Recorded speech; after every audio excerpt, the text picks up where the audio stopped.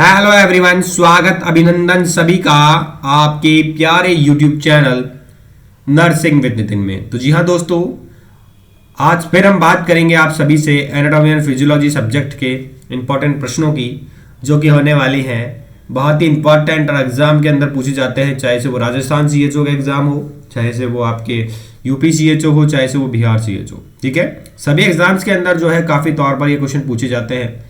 चलिए दोस्तों, बात कर लेते हैं नेक्स्ट क्वेश्चन की। The smallest bone of the human body. Human body के अंदर सबसे छोटी हड्डी कौन सी होती है? तो जान लेते हैं पहले कि ह्यूमन बॉडी के अंदर जो बोन है वो कितनी होती है। टोटल नंबर ऑफ बोन की बात की जाए तो 206 हड्डियां आपकी होती है टोटल ह्यूमन बोन के अंदर। ठीक है, इसके अंदर आपकी सबसे छोटी हड्डी कहाँ पर पाई जाती है? ईयर के अंदर पाई जाती है। ईयर बोन की बात कर ली जाए तो 3 प्रकार की बोन होती है। पहली बोन होती है मेलस, दूसरी होती है आपकी इनकस, तीसरी जो बोन होती है वो होती है आपकी स्टेपिस। इसी प्रकार से इसको मिस बोन के नाम से भी जाना जाता है, कि मिस बोन के नाम से जाना जाता है। और जो आपकी स्टेपिस है, ये जो सबसे छोटी हड्डी होती है आपके बोन की, मतलब बॉडी की सबसे छोटी हड्डी होती है आपके बॉडी की। कौन सी? स्टेपिस। तो बेहतर उत्तर क्या हो जाएगा? Stapes is the right answer. चलिए दोस्तों, बात करते हैं नेक्स्ट प्रश्न की। The only artery which supply deoxygenated blood. कौन सी एक ऐसी आर्टरी होती है जो कि डीऑक्सीजनेटेड ब्लड सप्लाई कराती है? तो दोस्तों, बात करें आपके डीऑक्सीजनेटेड ब्लड की, तो डीऑक्सीजनेटेड ब्लड कौन सा ब्लड होता है? ऐसा ब्लड जो जिसके अंदर कार्बन डाइऑक्साइड की लेवल क्या है? बढ़ी हुई है, इंक्रीज है, वो जो ब्लड होता है वो डीऑक्सीजनेटेड ब्लड कहा जाता है। अब आपकी बॉडी के अंदर एक दिक्कत है कि एक सभी आर्टरी जो है बेसिकली, सभी आर्टरी जो होती है बेसिकली क्या है? ऑक्सीजन ब्लड सप्लाई कराती है। लेकिन एक आर्टरी है आपकी पल्मोनरी आर्टरी। ये पल्मोनरी आर्टरी एक प्रकार की ऐसी आर्टरी है बॉडी के अंदर जो सिर्फ कार्बन डाइऑक्साइड का जो है ना ब्लड वो रिसीव कराती है। और इसी प्रकार एक वेन है जिसको बोलते हैं पल्मोनरी वेन, उस वेन के अंदर ऑक्सीजनेटेड ब्लड बहता है। तो ये एक ड्रॉप है कि मतलब अलग से एक है, एक्सेप्शन है, जो कि बॉडी के अंदर देखा जाता है कि पल्मोनरी आर्टरी जो है वो क्या कराती है? आपकी पल्मोनरी आर्टरी जो है वो क्या कराती है? डीऑक्सीजनेटेड ब्लड सप्लाई कराती है। और पल्मोनरी वेन जो है वो ऑक्सीजनेटेड ब्लड सप्लाई कराती है। तो चलिए दोस्तों, बात करते हैं next. The structure and functional unit as unit of the kidney is called. जो बॉडी की स्ट्रक्चरल एंड फंक्शनल यूनिट है किडनी की, वो क्या है? तो दोस्तों, किडनी के अंदर जो बेहतर तौर पर बात की जाए जो स्ट्रक्चरल एंड फंक्शनल यूनिट की किडनी के अंदर, तो उसको क्या कहा जाता है? दोस्तों, सबसे इंपॉर्टेंट प्रश्न है, एग्जाम के अंदर काफी पूछा जाता है। तो आपकी किडनी की बात की जाए तो नेफ्रॉन जो होता है आपकी स्ट्रक्चरल एंड फंक्शनल यूनिट होता है किसका? किडनी का। ठीक है, नेफ्रॉन जो होता है वो क्या कहलाता है? स्ट्रक्चरल एंड फंक्शनल यूनिट कहलाता है किसका? आपका किडनी का। अब बात की जाए आपके नर्वस सिस्टम, ब्रेन का कौन कहता है? न्यूरॉन कहा जाता है। ठीक है, किडनी का आपका नेफ्रॉन हो गया। ठीक है, चलिए अब बात करते हैं next. The pacemaker produce which principal two hormone. जो पेनक्रियास होता है वो किन 2 प्रिंसिपल या 2 हार्मोन के जो प्रिंसिपल है उन पे वर्क करता है? तो बात की जाए आपके पेनक्रियास की, तो पेनक्रियास जो होता है वो बेसिकली क्या कराता है? पेनक्रियास के अंदर क्या होता है? पेनक्रियास के टेल पार्ट पर क्या पाया जाता है?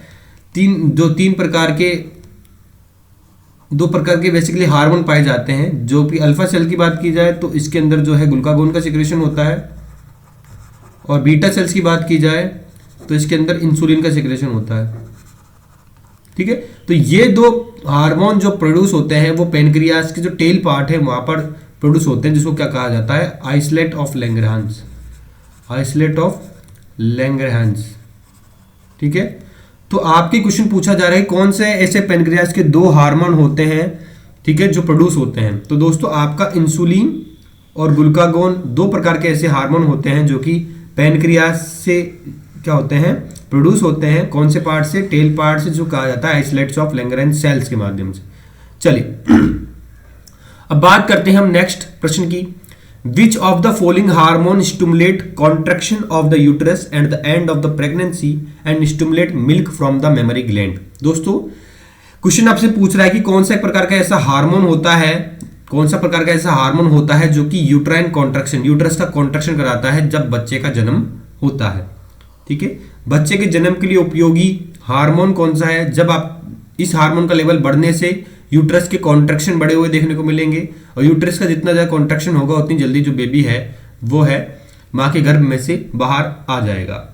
और ये जो हार्मोन होता है मदद करता है मेमोरी ग्लैंड के स्टिमुलेट, मेमोरी ग्लैंड के अंदर जो मिल्क है, जो माँ के मेमोरी ग्लैंड होती है स्तन के अंदर, ठीक है, तो उसके अंदर जो मेमोरी ग्लैंड होती है उसके अंदर मिल्क को क्या है स्टिमुलेट कराने के ये काम आता है। अगर ये आपका हार्मोन नहीं होगा तो मिल्क जो है स्टिमुलेट नहीं होगा, ठीक है, माँ के स्तन के अंदर।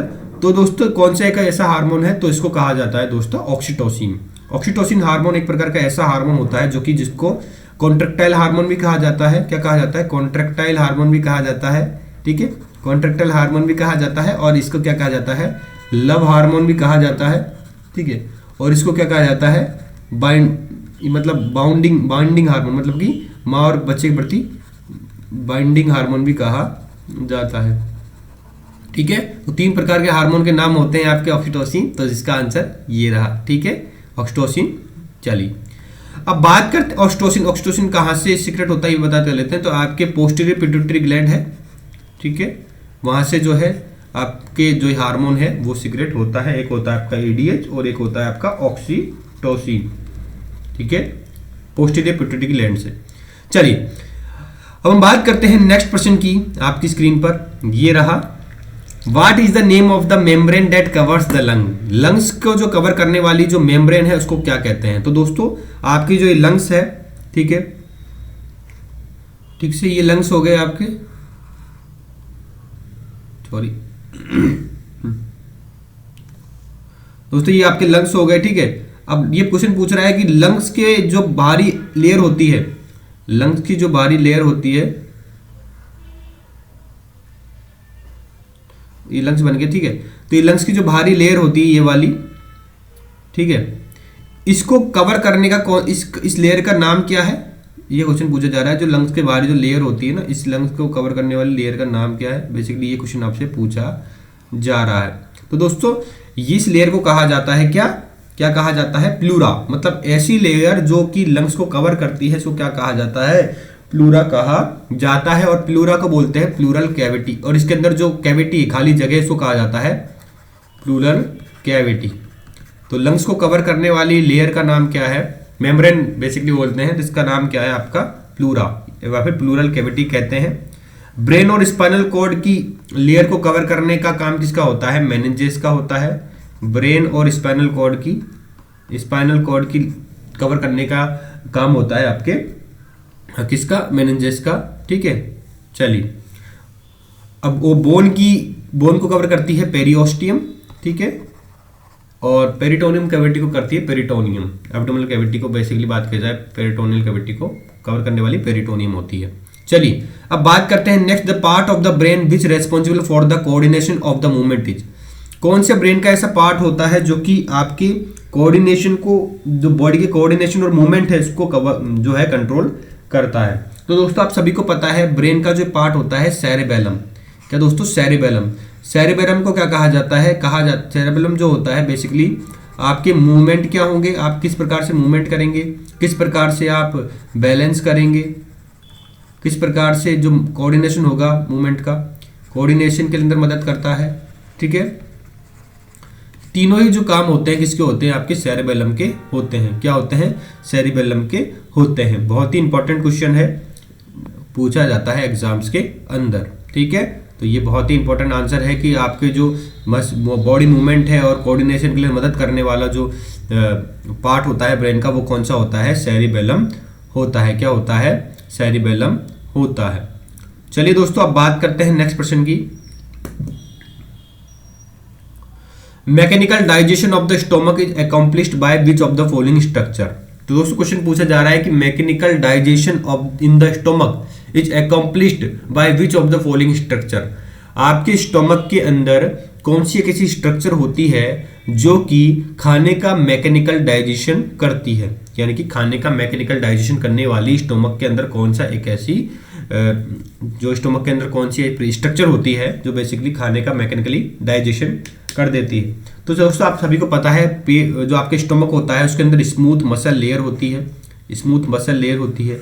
स्मूथ मसल लेयर जो होती है खाने को क्या करती है, मैकेनिकली डाइजेशन कराने का काम करती है, क्योंकि स्टमक के अंदर काफ़ी ज़्यादा जो है एंजाइम्स होते हैं, ठीक है, और H+ आयंस होते हैं, ठीक है, हाइड्रोक्लोरिक एसिड होता है, ठीक है, जो भी इसकी मैकेनिकल डाइजेशन करने के अंदर मदद करता है, ठीक है। तो इंपॉर्टेंट क्वेश्चन है, एग्जाम के अंदर काफ़ी पूछा गया है और जाएगा आगे भी। चलिए दोस्तों बात करते हैं, which of the following mineral is necessary for blood clotting. कौन सा एक प्रकार से ऐसा मिनरल होता है जो कि ब्लड क्लॉटिंग के लिए बहुत ही ज्यादा आवश्यक होता है, ब्लड क्लॉटिंग के लिए बहुत ही ज्यादा आवश्यक होता है। तो आप सभी को पता है कि जो कैल्शियम होता है, ठीक है, कैल्शियम होता है, ठीक है, कैल्शियम जो होता है ये क्या करते हैं, ब्लड क्लॉटिंग के लिए बहुत ज़्यादा आवश्यक होता है, बहुत ही इंपॉर्टेंट होता है ब्लड क्लॉटिंग के लिए। कौन सा मिनरल, ठीक है, मिनरल की बात कर रहे हैं, ठीक है। तो मिनरल की बात की जाए तो कैल्शियम जो होता है, जो कैल्शियम सिट्रेट भी डालते हैं ब्लड के अंदर, ठीक है, ब्लड बैग के अंदर, तो ये बहुत इंपॉर्टेंट होता है ब्लड क्लॉटिंग के लिए। कौन, आपका कैल्शियम। चलिए अब बात करते हैं नेक्स्ट इंपॉर्टेंट प्रश्न की। वीडियो को लाइक नहीं किया है तो प्लीज लाइक कर दीजिएगा, चैनल को सब्सक्राइब कर दीजिएगा। प्रीवियस क्लास आपने नहीं देखी है तो वहां पर जाकर आप देख सकते हैं। चलिए बात करते हैं total number of facial bone. आपके जो फेस के अंदर कितनी बोन होती है, टोटल नंबर कितनी बोन होती है।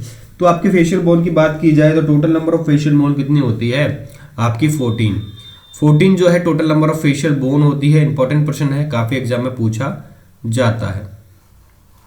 चलिए अब बात करते हैं नेक्स्ट प्रश्न की। एग्जाम के अंदर जो पूछा जाता है वो है the process by which ova are discharge every month from ovary is called. एक ऐसी प्रोसेस जिसके अंदर जो आपका, ऐसी प्रोसेस ओवा का डिस्चार्ज एवरी मंथ, मतलब कि ओवा का एक ऐसी प्रोसेस जिसके अंदर जो ओवम होता है, ओवा जो होता है वो डिस्चार्ज हो जाता है every month from ovary is called. तो उसको क्या कहा जाता है।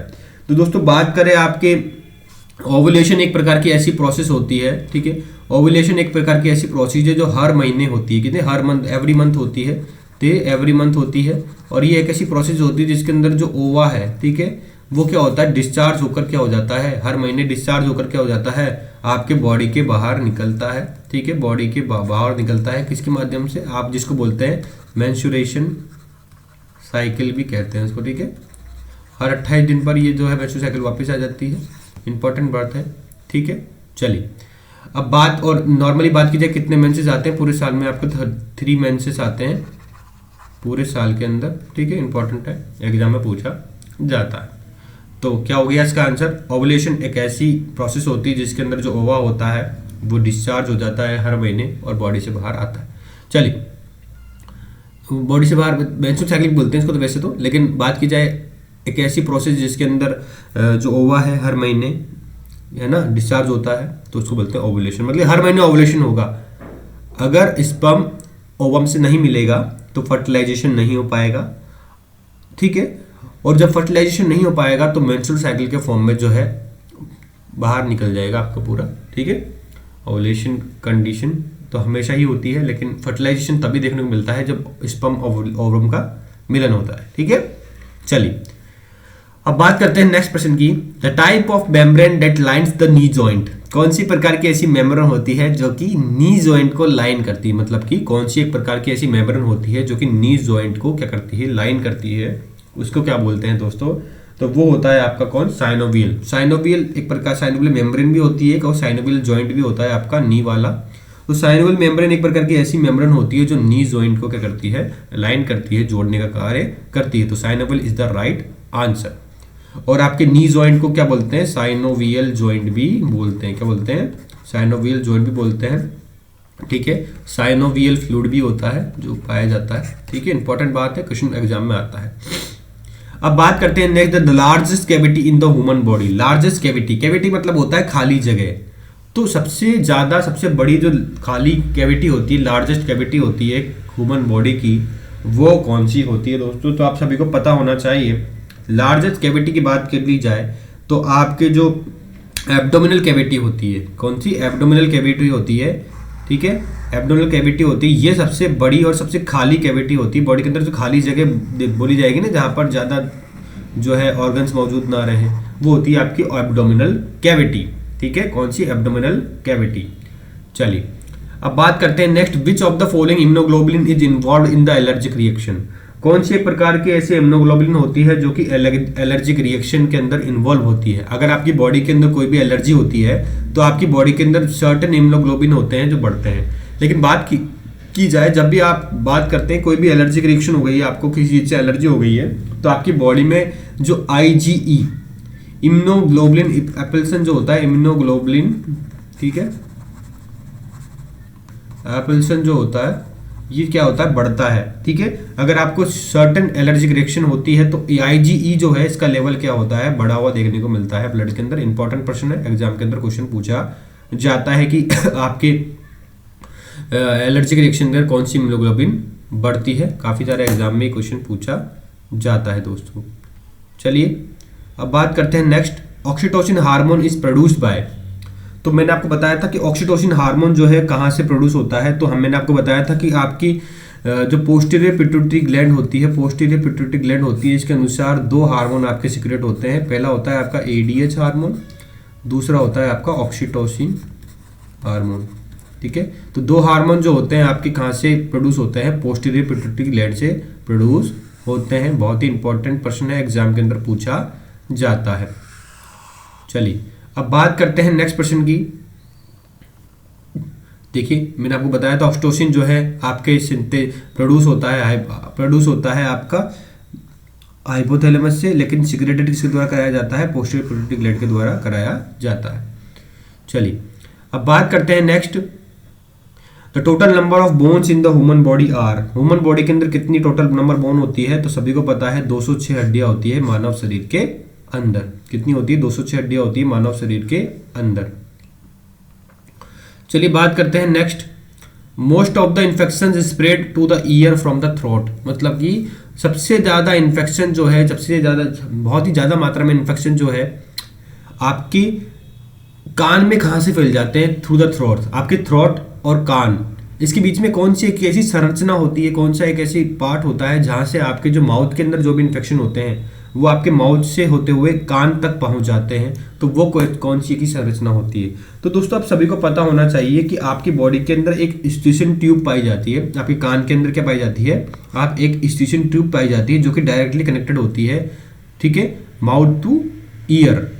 अगर माउथ टू ईयर कोई चीज कनेक्टेड होगी तभी तो वो इन्फेक्शन है वो माउथ के जरिए जो है इन्फेक्शन जो है वो ईयर तक पहुंचने के चांसेस ज्यादा रहते हैं, क्योंकि स्टीशन ट्यूब जो होती है वो डायरेक्टली कनेक्टेड होती है ईयर टू थ्रोट। ठीक है, चलिए अब बात करते हैं नेक्स्ट की जर्म सेल थ्योरी किसने दी थी। तो दोस्तों जर्म सेल थ्योरी की बात की जाए तो जर्म सेल थ्योरी जो दी थी वो किसने दी थी, वो दी थी आपकी किसने, ध्यान रहे दोस्तों, जर्म सेल थ्योरी दी थी आपके लुईस पास्चर ने। किसने, लुईस पास्चर ने जो थी वो जर्म सेल थ्योरी दी थी। काफी इंपॉर्टेंट क्वेश्चन है, एग्जाम में भी काफी पूछा जाएगा। चलिए बात करते हैं नेक्स्ट प्रश्न की, voice box is termed as. Voice box इसको कहा जाता है।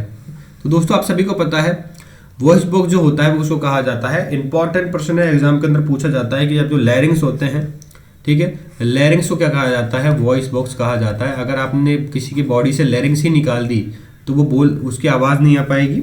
ठीक है, और ध्यान रहे दोस्तों, अगर लैरिंग्स के अंदर कोई इन्फेक्शन या इन्फ्लामेशन कोई भी कंडीशन हो जाती है, कैंथरस, तो उस टाइम पे क्या हो जाता है, लैरिंग्स को बाहर निकाला जाता है, जिसको बोलते हैं लैरिंगियोटॉमी। ठीक है, काफी इंपॉर्टेंट क्वेश्चन है, एग्जाम के अंदर पूछा जाता है, इंपॉर्टेंट है। चलिए अलिया बात करते हैं नेक्स्ट प्रश्न की, glucagon hormone is secreted by. Glucagon hormone जो होता है वो सिक्रेट किसके द्वारा कराया जाता है, काफी ज्यादा एग्जाम में क्वेश्चन पूछा जाता है। तो आप सभी को पता है ग्लूकागोन हार्मोन जो है पेनक्रियास के द्वारा सिक्रेट कराया जाता है। पेनक्रियास के जो टेल पार्ट होता है वहां पर आपके जो अल्फा सेल्स होती है, ठीक है, उसके द्वारा क्या कराया जाता है, ग्लूकागोन का सिक्रेशन कराया जाता है। इंपॉर्टेंट क्वेश्चन है, एग्जाम के अंदर पूछा जाता है। ग्लूकागोन क्या करता है, ग्लूकोज के लेवल को बढ़ाने का कार्य करता है। चलिए दोस्तों अब बात करते हैं इंपॉर्टेंट प्रश्न की, length of the female urethra. Female urethra की लेंथ क्या होती है। तो दोस्तों सब इंपॉर्टेंट क्वेश्चन है कि फीमेल का जो यूरेथ्रा होता है वो एज कंपेयर टू मेल छोटा होता है। ठीक है, क्या होता है, छोटा होता है। और फीमेल यूरेथ्रा की बात की जाए तो उसकी साइज कितनी होती है, आपकी 4 सेंटीमीटर कितनी होती है, साइज होती है। फीमेल यूरेथ्रा के अंदर जो साइज होती है कितनी होती है, 4 सेंटीमीटर होती है। ठीक है, चलिए अब बात करते हैं आज के आखिरी प्रश्न की। Vermiform appendix is a part of, vermiform appendix is a part of, जो वेमिफॉर्म अपेंडिक्स यानी फिर अपेंडिक्स को ही पूरा नाम क्या बोलते हैं, वेमिफॉर्म अपेंडिक्स कहा जाता है अपेंडिक्स को ही, ठीक है। तो इसके वो किसका पार्ट होता है, तो दोस्तों आप सभी को पता होना चाहिए जो वेमिफॉर्म अपेंडिक्स है या फिर अपेंडिक्स है वो किसका पार्ट होता है, लार्ज इंटेस्टाइन का पार्ट होता है। किसका पार्ट होता है, लार्ज इंटेस्टाइन का पार्ट होता है। मान लो ये रही आपकी असेंडिंग कॉलोन, ये होगी ट्रांसवर्स कॉलोन, ये होगी डिसेंडिंग कॉलोन, ये होगी सिगमेंट कॉलोन, और ये एनस हो गया, ठीक है। ठीक है, अब यहां से क्या होती है, कनेक्टेड होती है आपकी अपेंडिक्स, ठीक है। यहाँ से स्मॉल इंटेस्टाइन में कनेक्टेड होती है, ठीक है, पीछे से।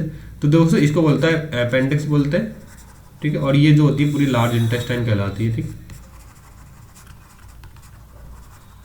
ठीक है। तो ये इंपॉर्टेंट प्रश्न हो जाता है कि आपके जो अपेंडिक्स है वो किससे कनेक्टेड रहता है, किसका पार्ट होता है, कनेक्टेड मतलब कि किसका पार्ट होता है, लार्ज इंटेस्टाइन का ही पार्ट एक होता है। काफी ज्यादा एग्जाम में क्वेश्चन पूछा गया है। तो दोस्तों अगर आपको क्लास अच्छी लगी तो क्लास को लाइक जरूर कीजिएगा, चैनल को सब्सक्राइब जरूर कीजिएगा, और टेलीग्राम चैनल का लिंक डिस्क्रिप्शन दिया हुआ है, वहाँ पर जाकर आप चैनल को लिंक को फॉलो कर लीजिए ताकि हर छोटी छोटी बड़ी खबर आपको मिल जाए। और जब भी हम लाइव आते हैं या फिर कुछ अपडेट होता है तो हम उस पर आपको नोटिफिकेशन डाल देते हैं, तो वहाँ पर जाकर आप फॉलो कर लीजिए। जिन जिन विद्यार्थियों ने पहले की क्लास को नहीं देखा हुआ है CHO सीरीज के, तो जल्दी से फर्स्ट क्लास से लेकर देख लीजिए, और जिससे कि आपको बेहतर तैयारी हो सके। काफ़ी सारे विद्यार्थियों ने चैनल को सब्सक्राइब नहीं किया हुआ है, फिर वीडियो को देख के ही चले जाते हैं, तो वीडियो को लाइक जरूर करिए, सब्सक्राइब जरूर करिए। जय हिंद, जय भारत।